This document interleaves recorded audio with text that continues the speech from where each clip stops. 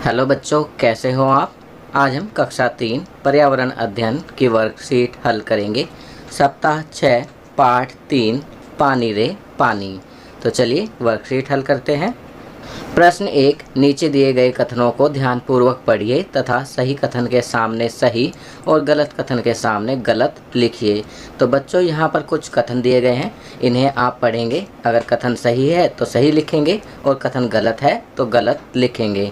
पहला कथन है, पानी का अपना कोई रंग नहीं होता है। सही।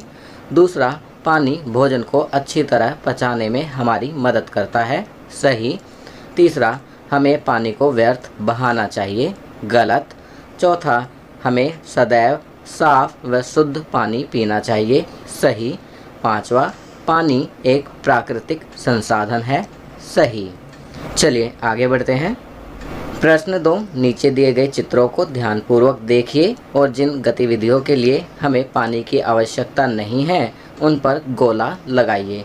तो बच्चों यहाँ पर कुछ गतिविधियाँ दी गई हैं, चित्र के माध्यम से दिखाया गया है।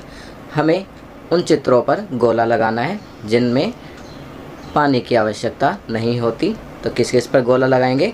लिखना, सोना, खेलना।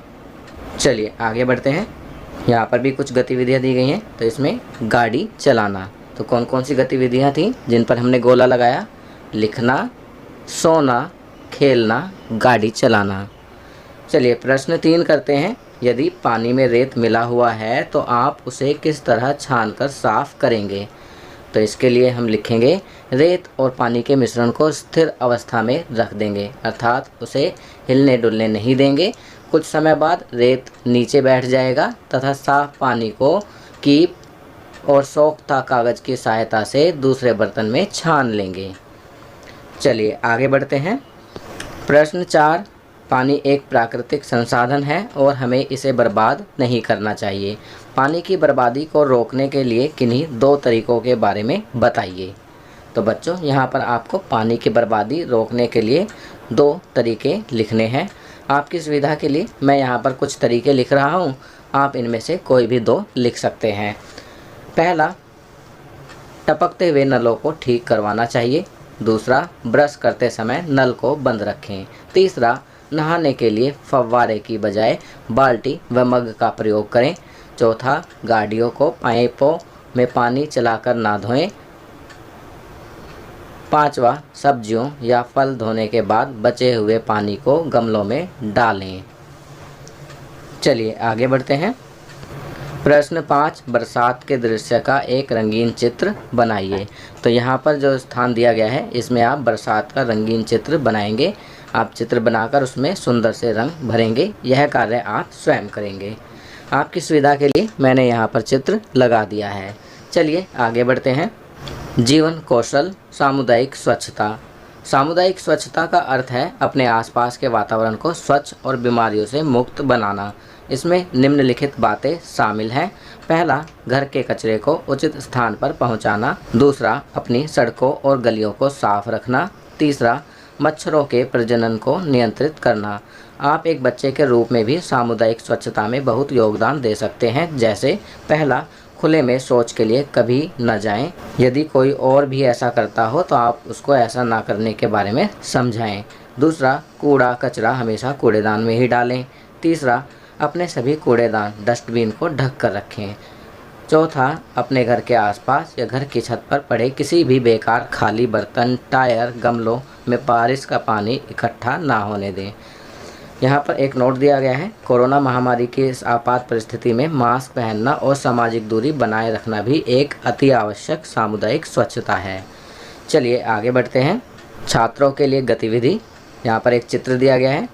अब प्रश्न है, ऊपर दिए गए चित्र को ध्यानपूर्वक देखिए और बताइए, क्या आपने अपने दैनिक जीवन में कभी भी ऐसी किसी परिस्थिति का सामना किया है? तो इसका उत्तर लिखेंगे हाँ। अगर आपने नहीं किया है तो आप नहीं लिख सकते हैं। चलिए आगे बढ़ते हैं। ख, हमारी सड़कें किस तरह की होनी चाहिए? अपने विचार साझा करें।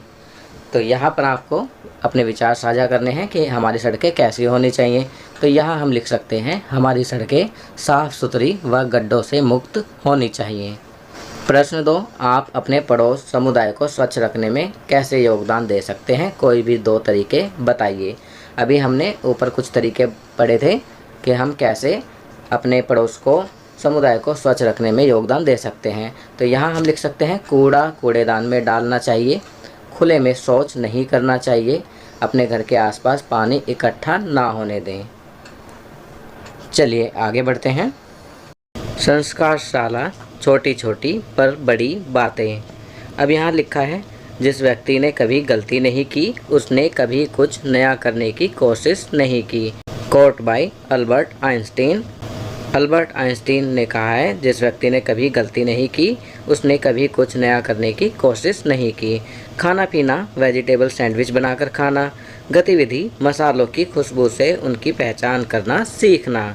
खेल, हम सब में कौन ऊंचा कूदे। तो हमें ये सब खाना पीना है, गतिविधि करनी है और खेल खेलना है। चलिए आगे बढ़ते हैं।